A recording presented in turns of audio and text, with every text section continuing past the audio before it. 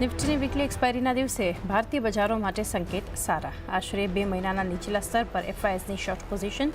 Crude પણ નીચે, જો કે ગિફ્ટ નિફ્ટીમાં નરમાશ. ત્યાં જ ગઈકાલે રેકોર્ડ ઊંચાઈ પર બંધ થયા ડાઉ જોન્સ અને નાસ્ડેક. ઇન્ડસ ટાવર્સમાં આજે 2,700 કરોડ રૂપિયાની બ્લોક ડીલ શક્ય. વોડાફોન PLC વેચી શકે છે 3% હિસ્સો. 4% સુધીના ડિસ્કાઉન્ટ સાથે 343થી 358 રૂપિયા ફ્લોર પ્રાઇસ. ત્યાં જ વોડાફોન આઈડિયાની પ્રેફરન્શિયલ ઇશ્યુ દ્વારા 2,000 કરોડ એકત્ર કરવાની યોજના. ભારત ફોર્જે 1,650 કરોડ રૂપિયાનો QIP કર્યો લોન્ચ. 3.5% ડિસ્કાઉન્ટ પર 1,323 રૂપિયા પ્રતિ શેર છે ફ્લોર પ્રાઇસ.